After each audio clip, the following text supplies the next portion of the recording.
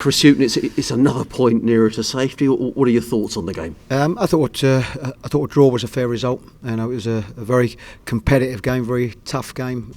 But of course, when you take the lead at the time of the game that we did, we knew there weren't going to be many clear-cut chances. Both teams were very competitive today. These have shown why they've been right up there all season. But once you take the lead, then I thought it was going to be our day. How disappointing was it, Chris? That lead just lasted, I think, for 4 minutes.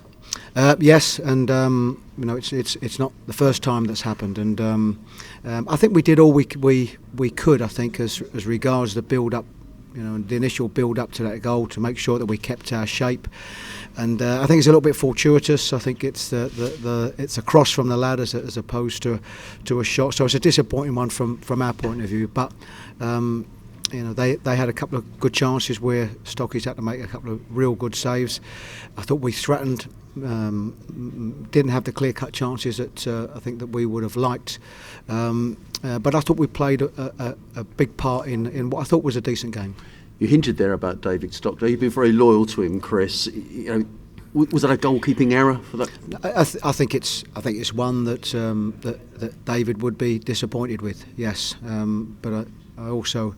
I think he would be delighted with the two saves that he has made. That's certainly the one first half, which at the time I didn't think he got a touch on, which he needed to, and of course very much the one in the second half. But you know, that's the role of a goalkeeper, and it's the ups and downs, and what you have to make sure and do is bounce back from any down periods in a game. And if you remember, he's made that second really good save, you know, after we've conceded a goal. So, you know, that's part and parcel of being a goalkeeper. Yeah, how difficult does that make selection for you, Chris, when you're a keeper who perhaps makes a mistake but makes some blinding saves as well?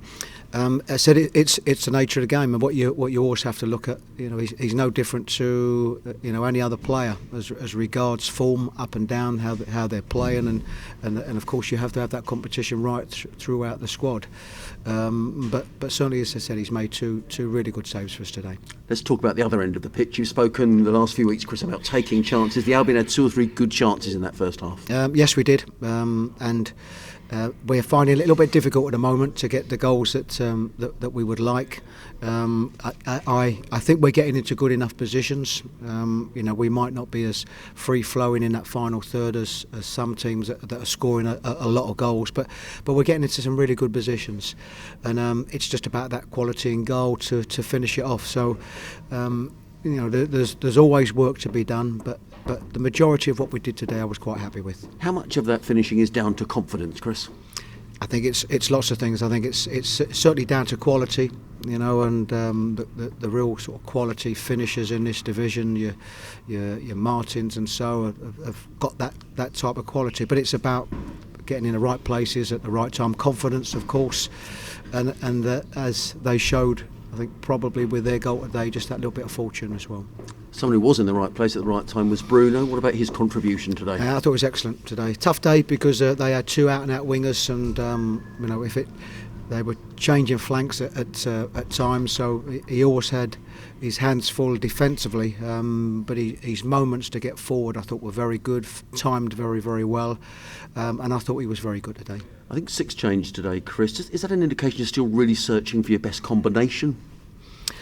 No, I think that's probably on the back of having made them changes midweek. This is, of course, closer to the side that beat Derby here the midweek before last. So I think the changes were probably just going back to a little bit of stability in what we've had. We've of course got 2 more games this week, and of course I've got decisions to make on what sort of changes I make for them games, if any. Let's talk briefly about that. We've already spoken to Bruno. He said it's a massive game on Tuesday night. Is that how you see it, Chris?